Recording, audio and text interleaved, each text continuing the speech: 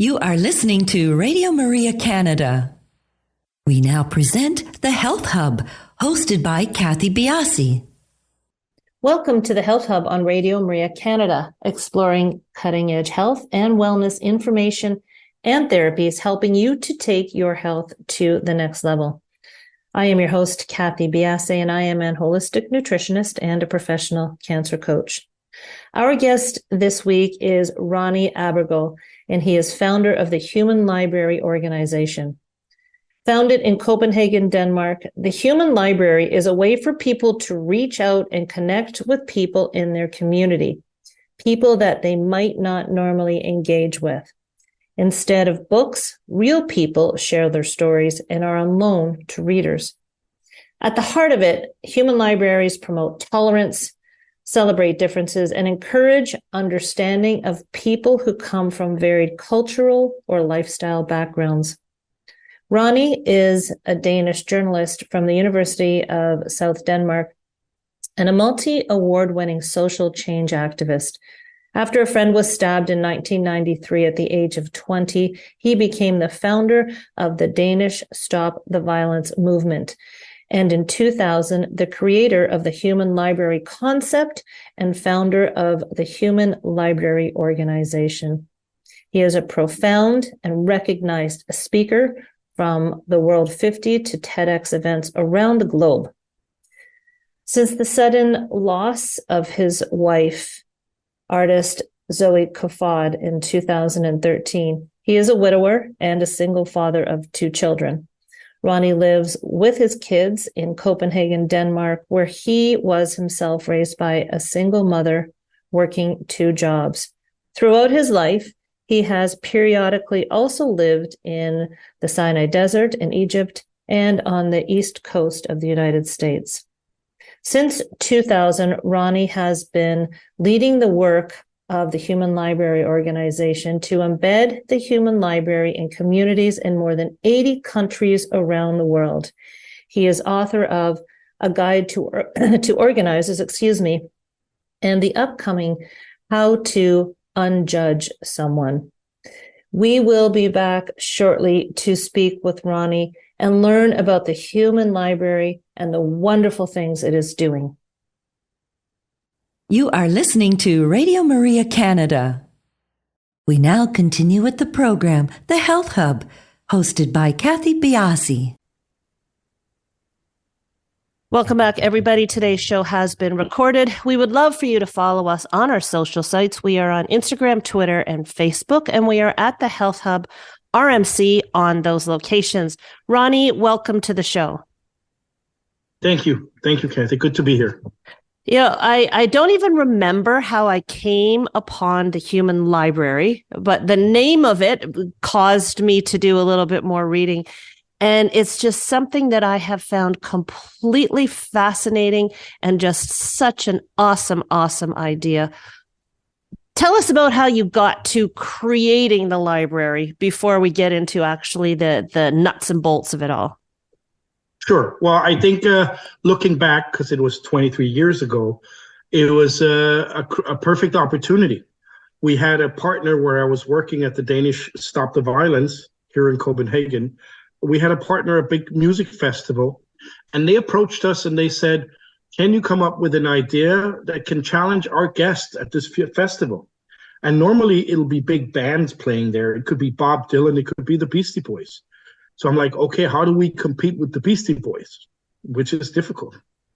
And literally we went into we were 4 of us trying to come up with something. And when we went into the brainstorm, I said, look, I have this idea. It's a bit off, but I think it could work because it's a very social experimental space. It's a very social experimental space, the festival here. And so I figured if somebody's going to take a risk and a chance and gamble, it might be at this festival. And so I said to the others, what if we were to take people that we might consider either unpopular or at least, groups that we think we know about and we have a negative image or negative bias or prejudice or have the stereotypes, and we could challenge these stereotypes by meeting them, sort of meeting the person that represent that group, and who have the lived experience, and then ask them any question, like if they could be an open book to us. And so my friend said, "Oh, so you mean like a library?" I said, "Yeah, exactly, like a human library where somebody said, I'll be an open book on my mental health, or I'll be an open book on my religion, or on my disability, or on my occupation." So, for example, for the original event back in 2000, we had police officers, we had unemployed, we had people with HIV, we had people who had different orientations, we had people with different social status, immigrants, refugees, we had people of many different religions on the bookshelf, just making themselves available. And in the position where you walk in, you ask for the topic you want to learn more about, and then a person comes out and says, "Hey, hi, my name is Ronni, my topic is," and you could ask them any question about that topic.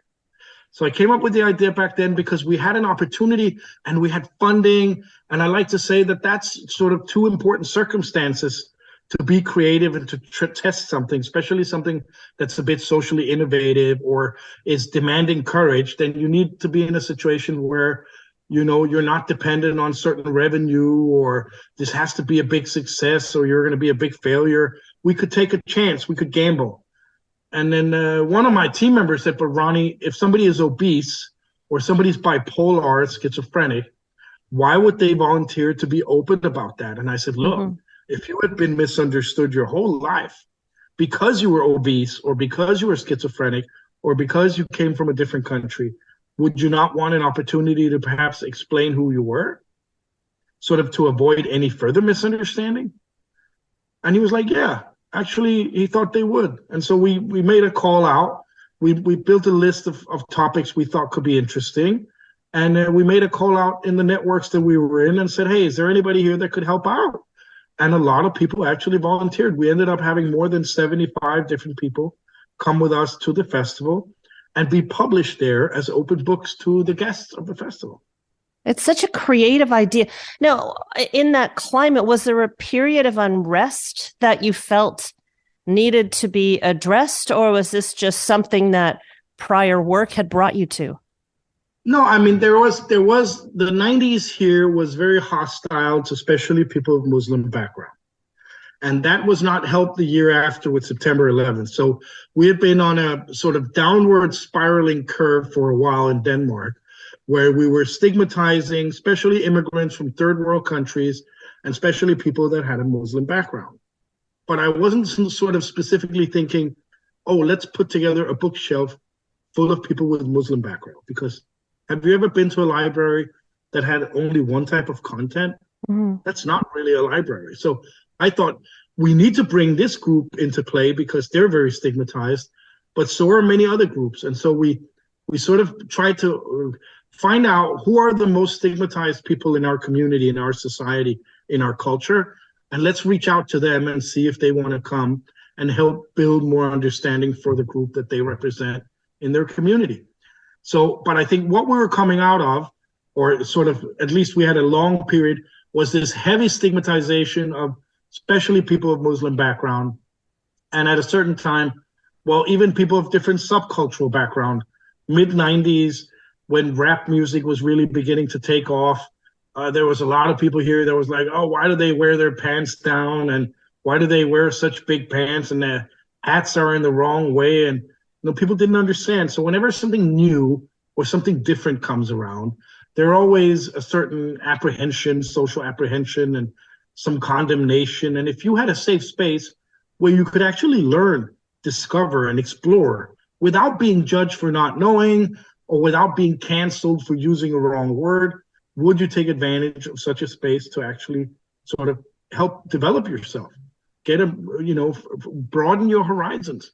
And I thought I would. So why not try this and see in the most socially experiential space in Denmark at this festival? Why not try it out? And fortunately, knocking on wood here, it worked. And over 1,000 books were out on loan. I mean, we had over 1,000 loans in those 4 days where we were open. That's fascinating. And what year was this again? This was in 2000. So in the 23 summer of 2000, years. Yeah, 23 years ago, we put together this library, and everybody was saying to us, wow, such a novel idea. It's a great idea, and it's very inclusive, and it's sort of, giving us opportunities we didn't even know we needed. Exactly. And for the first many years, that's kind of why it was working progressing so very slowly. Well, I always thought that I was, I read things and either you're a beautifully kept little secret, or I've been not checking in the right spots, because I have just heard about this literally 6 months ago. And I thought it has to be advertised more. It really does. It's just a beautiful concept. I know, and thank you, but it's my fault. If you haven't heard about it, you can blame me. Don't blame yourself. I'm not a terrible promoter or bad marketing person. I'm just also very careful that we don't spread too soon, because what does it matter that half of Canada wants to do this and we're not available? Yeah. What can I do with all that interest? Nothing. And how many times are you going to walk into a store or an institution looking for a service and find that it's not available? And then in the end, you'll have animosity towards yourself. So it's similar to what happened to Sony PlayStation. They put the new machine out, but they didn't have enough hardware, and it made a lot of their core consumers quite angry. We don't have core consumers at the Human Library, but we've got readers, and readers have expectations. And if we can't fulfill those expectations, they're going to be disappointed, and that's going to hurt our word of mouth. So we took it very careful, especially, and to this day, we're basically walking slowly and carrying a big stick. The reason is we don't have enough books. We need more books. We need hundreds of thousands of books to accommodate the global demand. So I'm actually sort of taking it rather slow in that sense, because if everybody with a sense and sensibility to them heard about this idea at the same time, the influx of interest in readers would make us suffocate. It would drown us. And in the end, people also would have some animosity and be like, why are these people not available? Why don't they answer my emails? I wrote them 5 times on Instagram. I don't have an answer, and they get impatient. And it's a refreshing model, Ronni, that you want to make sure the customer service base is set first. I love it. I think it's great. Everything about this is wonderful. Thank you. But that too, and that you have a quality experience, but also that we have the books to accommodate the demand. So we had to sort out models for recruiting, models for building infrastructure, how to make this infrastructure sustainable so that it could serve the communities. And this is how we've gone about it for the past 10 years, is building sustainable infrastructure for the Human Library. And I'm happy to say that we're soon opening the first official book depot in Ontario, in Canada. And so you'll begin to see a lot more events, especially in that region to start. It's exciting. It's really, really exciting. Ronni, tell me, when the grassroots started this, when it was starting of this project, were you more surprised with your books or with your readers? Well, I was very surprised with some of the books, because for some of the books, this was easy to show up and talk about, why do you have this piercing in your nose and this tattoo, or on your throat, or why did you body modify yourself? That is not such a difficult thing to talk about. But when you come to the victim of incest, when you come to the victim of bullying, someone who was bullied their whole life going through school, when you come to borrow a book with somebody who has a severe disability and is mobility impaired, and that just have very much have had an uphill struggle in their life and been shamed for who they are, even, transgender and others. It's just such a courage to step up, to make yourself available, to meet with strangers, and to openly and honestly answer their questions in the hope that they'll walk away with more empathy, more understanding, at least more respect for people like you. It's just, I thought that's just overwhelming to me. So some of these books, and then some of the readers too, because sitting down and engaging in a conversation, very frank and honest, with somebody that have gone through some of the things that we publish, is also, a big ask. And it demands some courage and some curiosity and the ability to park your normal social apprehension, like I don't want to talk about that, that makes me uncomfortable, because there could be a moment of uncomfortability here when you're about to talk about something that could be very disturbing or very moving, in the sense that this is a person's personal journey. So I think there's courage on both sides of this process, and I'm in awe. I'm in awe of seeing that courage practiced in India, in Bangladesh, in Japan, in New Zealand, in Canada, in Denmark, in Sweden. We've published people in more than 80 countries around the world, and it turns out stigmas, biases, prejudices, and stereotypes, they're universal to mankind. We all judge, Kathy. We all put people in little boxes. We do it mostly for our own safety and comfort. It's part of our human navigation. Like, you want to get home safe. If you see something very different, you make a quick risk assessment. And part of that risk assessment is printing a label, okay, potentially dangerous, or this person looks intoxicated. Oh, wait, this looks like somebody that just came from the Stanley Cup. They might be drunk and aggressive if their team lost. We're making these math calculations the whole time. And it's unavoidable. So we can't switch it off. People judge. We judge each other. We judge our partners, our children, our neighbors, our parents. Oh my God, they don't call enough. They don't help out with the kids, or, our bosses, our colleagues. We are all, in that sense, our own little judge, and we judge ourselves, sometimes very harshly. So why not give it a safe space where we could potentially unjudge someone or ourselves? I've come to learn from myself being very judgmental in my youth. I've come to understand that I cut myself off from a lot of people and a lot of opportunity because I just quickly put them in boxes, closed up that box and put it away.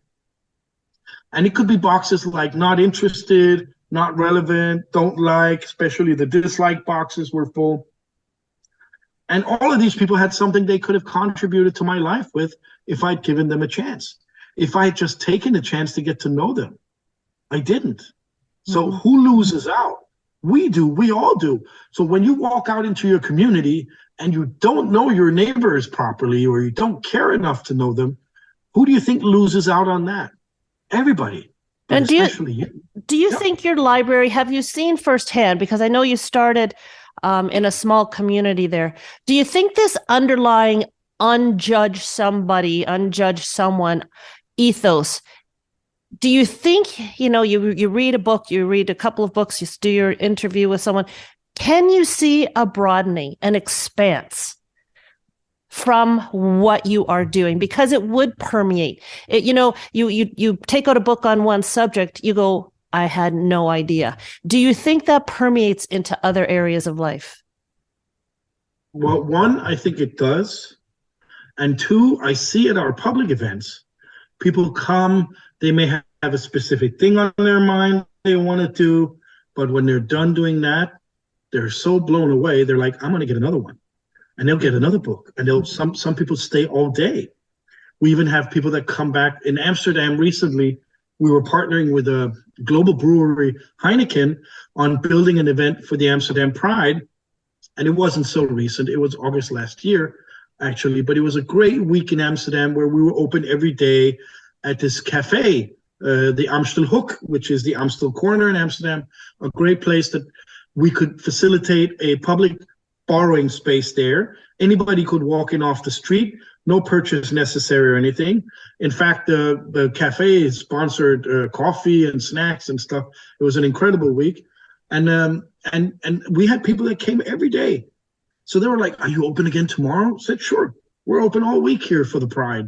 And they came out every day to borrow new books. And one guy got on a train from Paris because he saw on our social media that we're open in Amsterdam this week. And he got on a train from Paris. He called in for work. He said, I'm leaving work early tomorrow. I got to go to Amsterdam. Got on a train, came over, and spent almost half the day with us.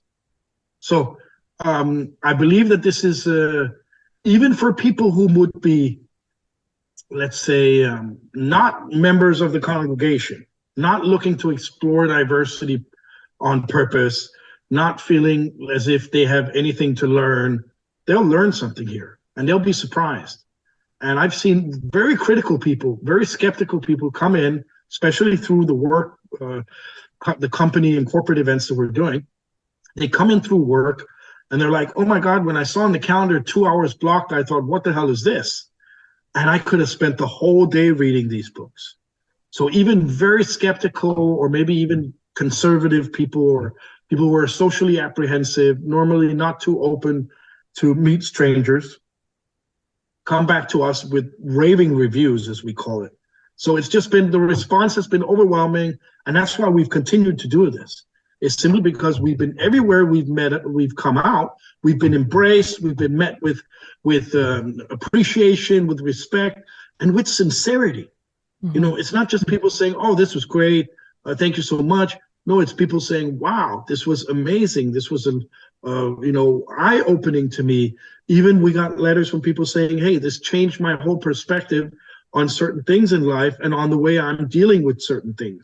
So it can be self-developing to have this process. It can be cathartic. So I'm not saying we're not a cult, we're not a religion, agenda, but we definitely can offer something to anybody who comes in, no matter their background. I think it's just an unbelievable, in its form, it's simplistic. It's a conversation. But I think the courage of both sides to take the chance with both very, very different agendas, I think it's a great commentary on the human spirit. And I think what you're doing is fascinating. Let's take a quick break. And when we come back, Ronni, I really want to get into how this functions so people get a really good sense, because as you mentioned, it is coming here to Canada. And I think it's something that we should all really, really investigate. So everybody, we will be back in just a minute. You are listening to The Health Hub here on Radio Maria Canada. A Catholic voice wherever you are. To contact us and be a part of the show, email thh@radiomaria.ca. We now continue with the program. Here once again is your host, Kathy Biasi. Welcome back. We are having a great conversation here with Ronni Abergel. We're talking about the Human Library. He is the founder. And Ronni, we talked about what it is, and I think we laid a great, solid ideological foundation for what that is. Let's get into how the mechanics of it all. What do you do? What is your call out to people first? I need books, or do you give certain topics, or do you ask people to approach you with what they want to talk about? Well, we call out always on a weekly basis to get new books. We always need more books. But when we're building a new book collection for a certain area, like we are now for Ontario, we've got a call out for people who could help us create these safe spaces where readers can come in. Sometimes it'll be off the street. If we're in a public library, you'd walk in off the street, you come into the public library, you'd be met by a librarian from the Human Library who will introduce the concept, present you with the rules, bring the book back on time, don't take it home, treat it the way you want to be treated, and then guide you through the literature that's available and tell you, you have 30 minutes to ask any question you want. Which topic would you want to know more? Are you most interested in learning more about? And then, guide you through that selection. And let's say you ended up on bipolar. Then a librarian would call out the bipolar person who volunteered to be an open book for you, introduce you to each other, and you would go sit somewhere in a supervised space, in the sense that we have our volunteer librarians circulating the space, reading body language, checking faces, making sure nobody needs help, and that everybody is okay. And then from there, you'll sit down, and that person that volunteered to be an open book will bring about their introduction, which is a 3 to 5 minute short spiel saying, hey, my name is, I am bipolar. I'm an open book because I've met a lot of prejudice and stereotypes about my mental health background. Actually, being bipolar for me means, and then give you an introduction to that, and also reassuring you, interrupt me anytime, ask me any question you would like about this, and I'm happy to answer. And before you know it, you're in the middle of a conversation. And it's sometimes you're one-to-one, Sometimes you bring a partner or a friend or a husband or children. You share a book. In schools, we're typically 4 to 6 students will share a book in a group. And in the workspace too, we're probably somewhere between 4 and 6 that will share a book. So basically, you don't have to ask questions all the time, but you can. But you also want to leave space for other readers to be asking questions. And before you know it, those 30 minutes are gone, just like this interview. A librarian will come in a few minutes before it's over and say, hey, it's time to get that last question in there now because this reading is almost over. So they'll come and nudge you to tell you the clock is ticking, party people. And if you, after 10 minutes, if you have no more questions, you could bring the book back. You could also try and say after the 30 minutes, wow, I really want to continue this conversation. Can I just go to the desk and check if you're available for another talk? And would you mind extending the loan? So just like you could extend the loans of your real books at the library, you could ask if it's possible to extend the loan and maybe keep the book for another 15 minutes or 30 minutes more. Sometimes there's no queue. Sometimes there is. Very often there will be a line. So in the public libraries or the festivals or community centers, wherever we are, you're free to walk in with whoever you want, borrow a book, just treat it with respect.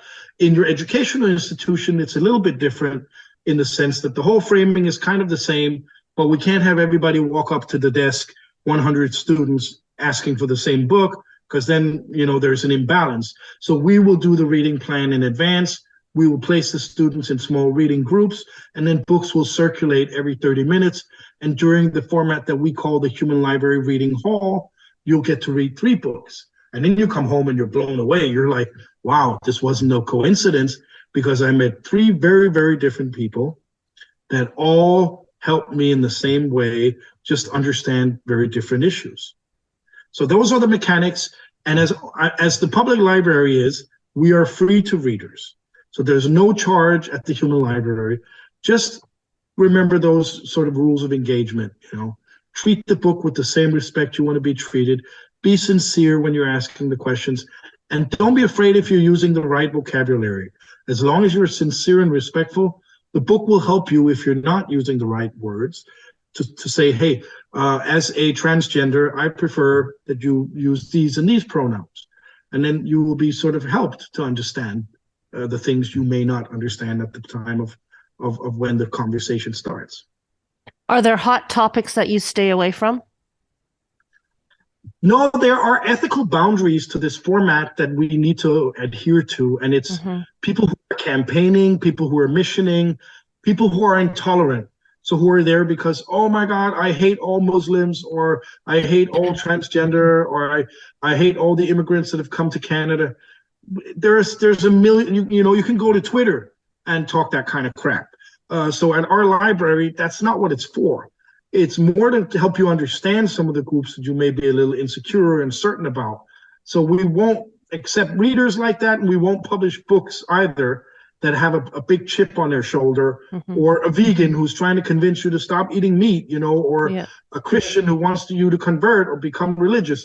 That's not what the platform is for. We're also not a storytelling format. So in the sense, if somebody comes in and say, hey, I would love to be a book, and then they talk for 25 minutes and then say, okay, you readers now have 5 minutes to ask me questions. That's not really what we consider a reading at the Human Library. And so we would not republish you again because you're not adhering to the methodology. There's 844 wonderful storytelling platforms in the world. There's only one Human Library. So we need to protect this framework. We need to make sure that it's the right people that are on the bookshelf, that understand the methodology, and that they all represent one of those 15 pillars of prejudice that are part of our baseline and methodology. So they'll come for, like, the social pillar will be people who are unhoused or unemployed or refugees or immigrants. Occupational pillar, you could borrow a politician or a sex worker or a police officer or a journalist or somebody else, excuse me, or somebody else that you have a very strong opinion about. Well, and sorry, you can continue. Yep. Oh, and so for every pillar, there's a lot of topics that could be yielded, and you need to belong in one of them. You have to fit into one of them. If you don't belong, you don't belong on the bookshelf in the sense. So the way of the world now is to do a lot of online presence. Is the human library a sit-down coffee shop face-to-face, or are there online, on-demand platforms that are available? We are both. We are very strong in person, and it's an incredible experience. But because of distance, geography, and many other things, we're also, and COVID, we're also very, very much available online. So online, there are two formats that we could go with. One is the curated space, which happens on Zoom, which is every other Sunday, free to the public. Follow our social media to sign up. Again, it's free. So you have to be there at a certain given time, and then you'll be part of that online event. Then we've recently, since August last year, launched a website-based software with a virtual bookshelf where you're literally logging on, grabbing a library card, selecting your reading plan, and then going into the virtual bookshelf and choosing the topic and the time. So let's say today we're publishing 10 books at the Human Library online. At 10 o'clock, there is somebody who's schizophrenic. At 1 o'clock, there is an eating disorder. At 11, there's a trans. At 12, there's a refugee. At 1 o'clock, eating disorder. At 2 p.m., there's a suicide survivor. At 3 p.m., there's somebody who will talk to you about obesity. At 4 p.m., somebody who was unhoused. And at 5 p.m., somebody who's living with HIV or with a visible disability.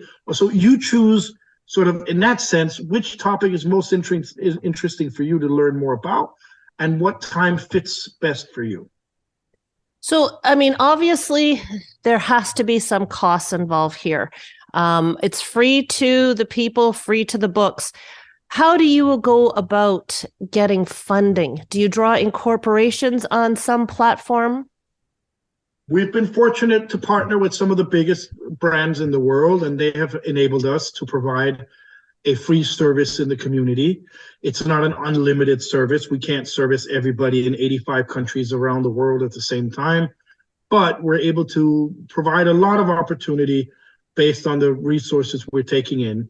And we're taking in those resources by training the staff of companies like the Toronto Dominion Bank, for example, or Ontario Health, who has supported us in building a book depot so we can help train their staff. So we do charge corporations and for-profit partners, and then sort of invest what we can back into the community. But it is in principle free to the reader, even in the workspace. I mean, the individual staff member is not paying to be part of the service, but their leadership did. So we're calling on here in Ontario. Is this what needs to be done first before you can launch, getting the corporate backing? I think if we don't have that corporate backing, then there's very little money to build infrastructure with. So that is the first important step, is securing these publishing partnerships, both the civil society ones and the corporate ones. In the combination of those two, we can build sustainable book depots that will serve the communities for years and years. Like the one here in Copenhagen is over 10 years old, and it's got over 200 books in it, and it's hosting plus 45, 50 events a year. So every couple of days, there's an event here hosted based on this book collection. So there's lots of opportunity. In fact, in Copenhagen, if you're ever here, every Sunday you can walk into our reading garden and borrow books and sit in the garden. So we have, you could say, a great experience in establishing this infrastructure, but we do need two types of partners: local publishing partners in the public space and these corporate partners that help fund the work and who are also gaining, because this is an important tool on their diversity, equity, and inclusion journey. I mean, literally, you're creating a more inclusive workplace, which is a more competitive, more innovative, and just a great place to work. With respect to Ontario, because I want to give you lots of space here, with respect to Ontario and launching, what is your ETA for launching, and what do you need from us here? Well, we need a lot of books. So if you're sitting at home listening to this program thinking, hey, I could be an open book, I have a lived experience that often people are, challenged to talk about or have biases about, or I've been stigmatized because of who I am or what I've experienced, then please consider visiting our website and applying to be published. then we will vet and train and help you become a great open book. We also do need publishing partners, as I mentioned before. So if you work at an institution, at a library, at a university, college, high school, and you're thinking, wow, this could be great to bring this on campus or bring this to our students or to our community, our patrons, then reach out. Let us know, and then we'll try and work something out, because we're in the pipeline of building this book depot, which means we already have staff on the ground in Ontario trying to recruit books and find more books for us, because we do need to get this open before the fall. So hopefully by August, to begin rendering public events. Maybe not a lot to start, but we'll have a frequency up. And then by this time next year, wow, we should have a great flow of events running. So the more the merrier. We can never have too many books. And don't worry about whether you think, oh, I'm not interesting. If you represent a stigmatized group in the community, we will make sure readers can benefit from meeting you. That's fascinating. And where is your first launch? Have you got that done yet in Ontario? Well, our first launch is well, we have. It's in June, and it's for staff members from Ontario Health. So the first launch is a corporate launch, and that's obviously because, let's be honest, that's where the money is coming from. It's not coming from the public library or the local college. It's coming from Ontario Health. So we're going to be serving Ontario Health with lots of learning opportunities to help their staff, and then from there on, expand the circles that we're publishing in, which means the public offering will come right after. I don't have a list of the institutions here that are going to be joining, but I know that there are established partnerships in Toronto and outside that are looking for this opportunity and just waiting for our books to be ready. So we do hope to get a lot more visibility over the next 6 months. And it also becomes self-reinforcing, as what we've seen. Yeah. I mean, we started publishing in Los Angeles on a regular basis just through the Santa Monica Public Library, and you wouldn't believe what has come from it. Public corporate opportunities, more public partners, more books, more readers, just all around positive impact from just starting. So once we get started, it's going to grow. It grows by itself. It's a little bit like that movie with Kevin Costner called Field of Dreams, where his father is a ghost, and he's talking to him, and he says, if you build it, they will come. And it's the same with this library. If we build it, readers will come, books will come, and more publishing partners will come. So Ontario, get ready, because we're coming. Tell me this, from a corporate, I'm banging this drum because obviously it's where you need to be, you need your feet on the ground. On a corporate level, or on someone who's going to be able to provide funds to support the project, can corporations choose the subject matter, the types of books they want, or is that not the idea behind it? To a certain extent, they can. I mean, they can guide us and tell us, look, this year we're very much focused on neurodiversity, on disability, on orientation, and on mental health. Great. So we'll try and zoom in on that for the sessions we're going to be doing together. But we can't let them censor or dictate the content of the bookshelf. It doesn't work that way. And it happened to us in Russia when we were hosting an event in a public institution that they called us 2 days before. And then they said, look, everybody's welcome except the gay man. And we had to say, look, if there's 20 books coming, the gay book is one of them. If the gay book is not allowed, none of the books will come. And they said, okay, but then you can't come. And so we're not allowed in any state buildings in Russia anymore. We're always in a private space when we're hosting events in Russia. So you've got to say that some countries, they try to censor you, and you just got to work around that, not allow that to happen. And some companies obviously will say, look, there's certain topics that are working well in the public space, like, for example, polyamorous.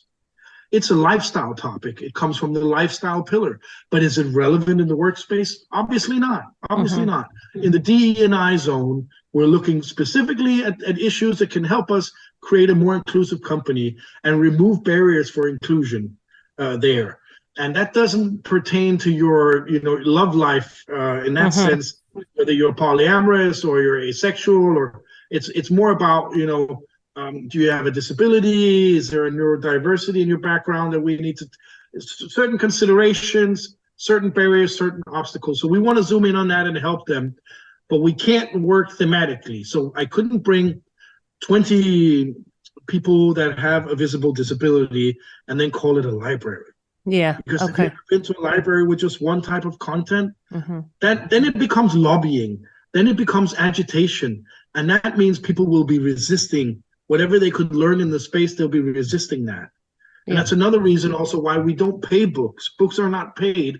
Even the ones that go to the corporate space, we cover all the direct incurred costs that we can, but we don't pay books, because if you're sitting there as their reader and you realize they're getting paid 200 Canadian dollars to sit there, then can you trust anything that they're saying anymore? Mm-hmm. So for their credibility and for our credibility, there can be no other motivation than helping build an understanding for the group in the community that you represent on the bookshelf of the human library.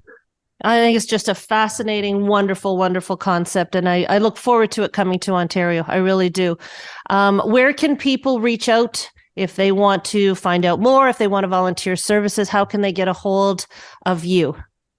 Well, it would be great if they reach out through the humanlibrary.org website, where there are application forms for volunteer librarians, volunteering as books, even just any other type of volunteering. It's also a place where they can pick up merchandise if they want to support our work, thus empowering us to, progress faster, because with money you can do more. And they can also get orientated on our social media. We're on Facebook, we're on Twitter, we're on Instagram, all of it under the Human Library Organization. And you can follow, when are the publishing opportunities coming near you, or sign up for some of the online offerings that are available every other Sunday, which are predominantly in English. We do also host events in Spanish, but most of the events are in English. And so I think most people, at least in Ontario, could take advantage. Well, Ronni, I want to thank you so much for all that you're doing for humanity. I think it's a wonderful, wonderful concept. I look forward to it coming to Ontario. And I thank you so much for your time explaining it all to us today. Well, thank you. It was my pleasure. And thank you for helping spread the word. Everybody, we will talk to you next week on the Health Hub.